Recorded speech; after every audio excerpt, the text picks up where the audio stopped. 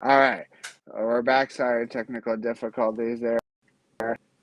Um, so we're talking about Kevin Durant. Abilities of going to Phoenix. Um, where else would you like to see Phoenix? Erwin?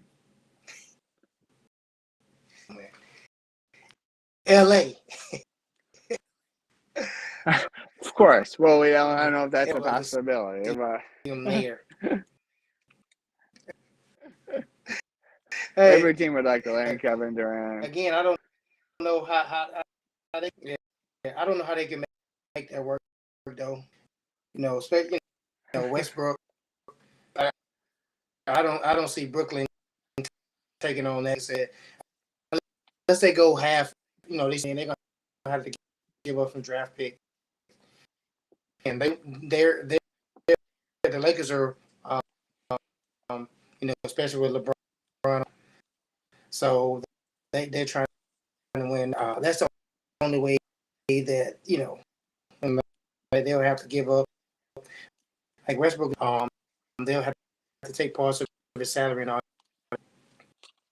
and they had to. Yeah. So yeah, we.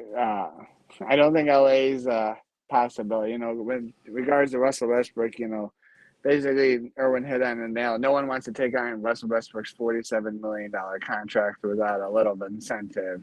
A team like who would want to take on that contract is a team like the Spurs, Yeah. who wouldn't want to keep him, but they would like the salary dump because that's what they want. They want to clear space off and bringing Russell Westbrook either to sit for the year or buying him out.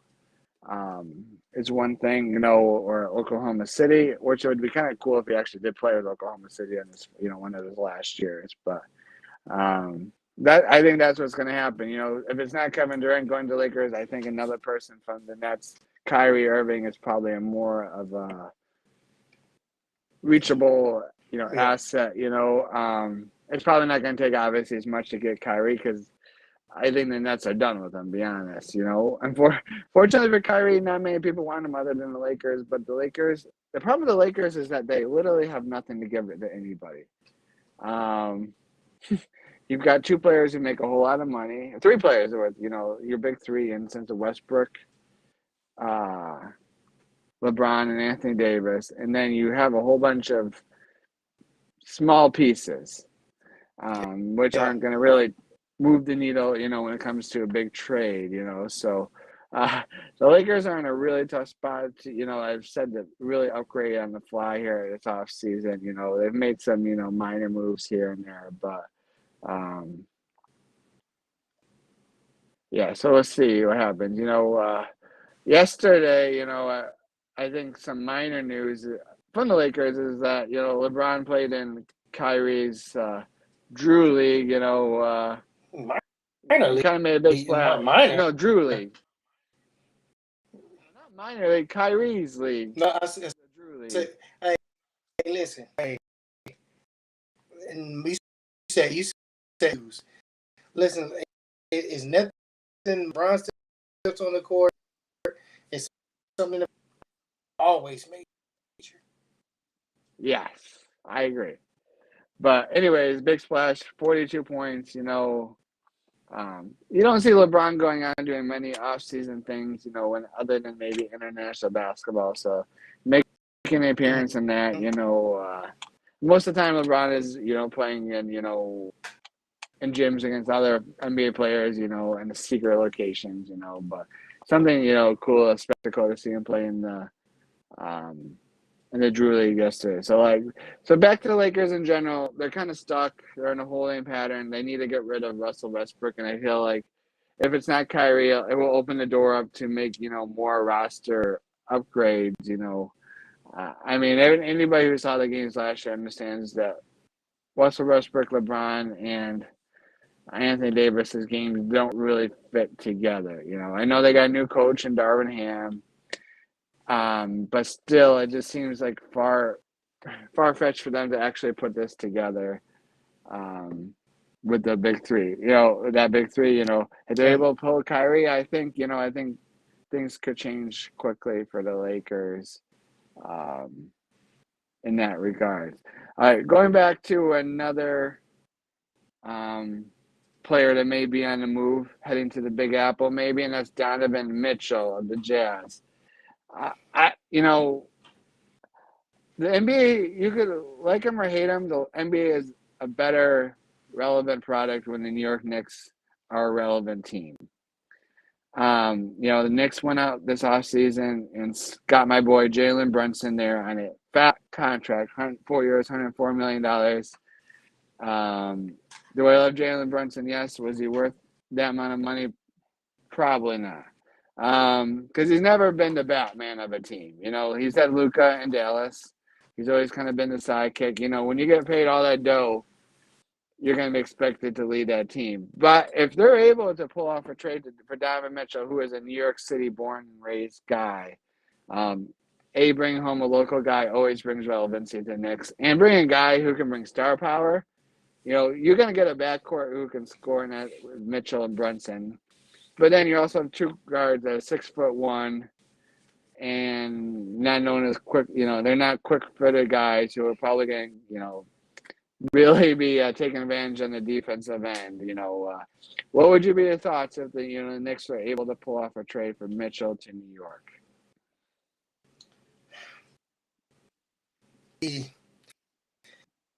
That would be like to get somebody and get two unless some guards or whatever, bring them in to win with like has been a laughing stock of the NBA for a long time. Actually, watch the Knicks. Excuse me. When he used to give them all kind of extra and John Starks and Jeff Oakley and all of them. So I know all about that. New York Knicks. I mean, I hope they do not get down. It's not the answer for them. Not like they just signed Bronson, but you know he earned, but I don't see him carrying the team. I don't see him leading the Knicks to Eastern Conference final. I don't see it. Deserve his money, but I don't see where the Knicks. I don't see where they improve. I don't see where they improve. They also signed Mitchell, right? They signed him to an extension. Like I don't know what their organization doing. I don't see them winning. No, I don't like it. As a guy who, I'm not, I'm from the opposite side of the state, but, the Knicks still dominate the headlines. I think what Donovan Mitchell does is he gets you into the playoffs consistently in the Eastern Conference. He's not, they'll be in the bottom of the half. But I think this, if you saw what, you look at Madison Square Garden 2 years ago when they played the Hawks in the playoffs, it was alive and buzzing. I think the organization, just wants to be relevant. They want to be in the conversation. I think you get two guards like that, along with, RJ Barrett.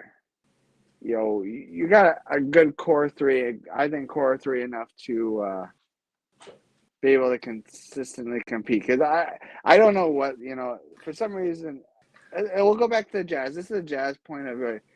The new GM, Danny Ainge, was kind of the architect of the Celtics that we see today. What Danny Ainge, I think, really loves is to have an organization implode like they did in Boston years ago and just build up through the draft. That's kind of how the Celtics did it, It took time, and they were close a couple of years, and, they kind of revamped to the team that we saw today. And that, I know Brad Stevens has been the GM the last 2 years, but I feel like, a lot of those the core of the Celtics today is kind of built by Danny Ainge through the draft. So I think that's what Danny Ainge wants. I think he wants another building project like he did in Boston, and that's why I think he's willing to unload Donovan Mitchell for more picks. Younger players. I think what the Nets are looking for all-star players in return for Kevin Durant. I don't think the Jazz are looking for that. They want extremely young assets and they want draft picks because I think they want to build from the ground up. So we'll see what happens. Any thoughts on that? I mean, New York, you want the Knicks to be, but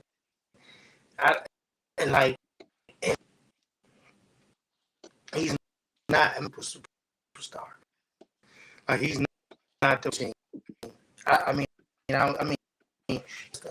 but I look at the head over Utah. With the head of Utah, so I think they had more of a Utah head over in the East, and he couldn't get over the hump with them. I just don't like him, and then he's small.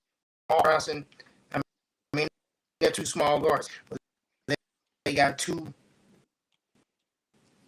You can't play Bronson at the same time for defensive purposes.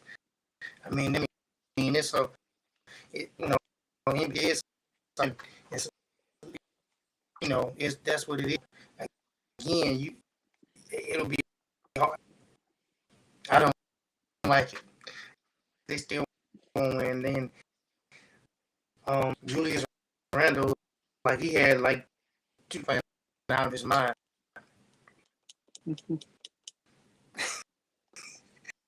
He's I mean, right? Yeah, he's in. I mean, right now. Right now this team is built all left-handed because you got Julius Randle, R.J. Barrett, Jalen Brunson. I don't think I've ever seen a team with a big three all left-handed like that. It'll make it interesting. Also they did sign Mitchell Robinson, who is kind of a diamond in the rough they found late in the draft. A couple years ago, signed him to a long term. So they have pieces. Erwin wants to kind of keep those pieces together and not trade the house to get Donovan Mitchell. Which I can kind of roll. I can roll with either way. I think the team they have right now is fairly limited. It may be a playoff team. Get Donovan Mitchell, I think it guarantees you the playoffs in my estimation, but who knows? So we still have, like we just said, we have these, these big two fish in the, in Brooklyn right now, Durant and Irving. Before, if nothing ever happens, who and right now in this offseason you feel like has had the best offseason since the season ended, draft and free agency put together?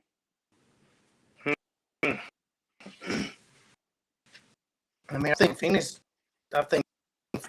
keep guys together. We signed again. Like I said, who are they gonna sign back? He's wondered. Ayton, centers in the league. Booker, which I think 76 with James Harden. He took $10 million less, so they'll have some bring in to try to get somebody else to as well. So that's and hopefully James with the hamstring injuries and stuff and back to playing some some of the basketball and playing over the course of it. Yeah, I think we'd all like to see the old James Harden be there with the Philadelphia, see what they can do. Obviously, also bring in PJ Tucker, kind of adding